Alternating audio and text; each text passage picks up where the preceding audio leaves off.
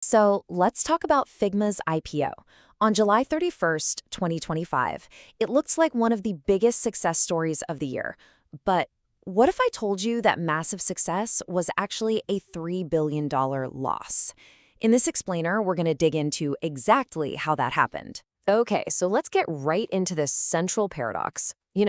From the outside, Figma's debut on the stock market looked like a total home run. But when you look just a little bit closer, you start to see that this celebratory first day, well, it came with a really, really steep price tag. And this is the number that really turned heads: 250%. On its very first day of trading, Figma's stock just went vertical. It was offered to a select group of investors at $33 a share. By the end of the day, it was trading over $115. That's an incredible 250% jump in just a matter of hours. But here's the crazy part. That giant surge, what they call the IPO pop on Wall Street, well, it meant something else entirely. It meant that Figma, the company itself, left an estimated $3 billion on the table. Think about that. $3 billion in cash that could have gone straight into their bank account to hire engineers, build new products, you name it. Gone. So this is the central question, right? How can something that looks like such a huge win also be a massive loss? It doesn't seem to make sense. To figure it out, we've got to pull back the curtain and look at how the whole IPO machine actually works. Yeah, to really get this, we have to look inside the process.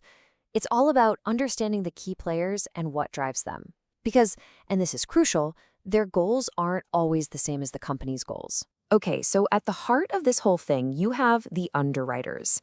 These are the big investment banks, the ones who run the entire show. They're like the producers of a blockbuster movie. They handle all the paperwork, they go out and see who wants to buy, and most importantly, they're the ones who recommend the final price and decide who gets the first crack at buying the stock. And you can see here, as legal expert Albert Vanderlaan puts it, the underwriters are in charge of, well, everything. They build what's called the book of orders. They allocate the shares, and they recommend that final price.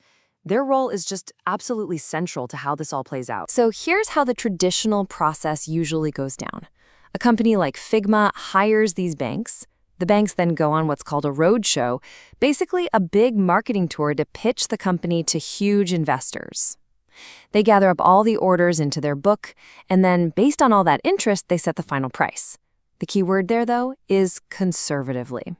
The price is almost always set on the low side. And how conservative was Figma's price? Get this, the IPO was oversubscribed more than 40 times. Let that sink in. For every single share they had to sell, there were 40 people in line wanting to buy it. That's not just a signal, that's a screaming siren that the actual demand was insane. And the price they set was way, way too low. So, who gets to buy at that super low price? Well, this chart says it all. In a typical IPO, a whopping 90% of those cheap initial shares go to big institutional investors. We're talking pension funds, massive hedge funds. Just a tiny sliver, maybe 10%, is left over for everyday folks like you and me. All right, so now let's follow the money. This system of underpricing and selective allocation, it creates a very clear list of winners and losers. We can literally trace where that $3 billion of value moved from and to. And you have to get this. This wasn't some oopsie or a simple miscalculation. This is a known feature of the traditional IPO process. You could even say it's how the system is designed to work, not a bug. And this scorecard lays it all out, plain and simple. Who wins? The big institutional investors, for sure. They bought in at $33 and made a fortune overnight, basically pocketing that $3 billion difference.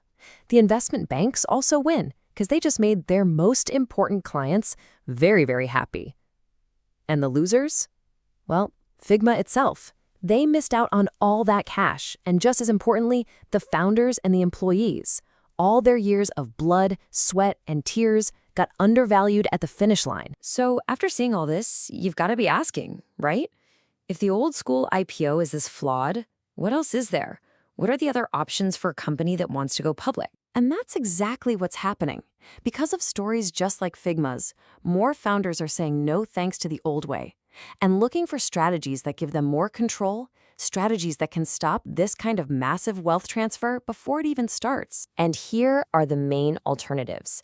You've got direct listings, where basically the market decides the price from day one. Great for avoiding that underpricing mess. But the catch is, the company doesn't raise any new money. Then there are SPACs, which can be a much faster way to go public, but they come with their own set of risks, like potentially watering down the value for existing shareholders.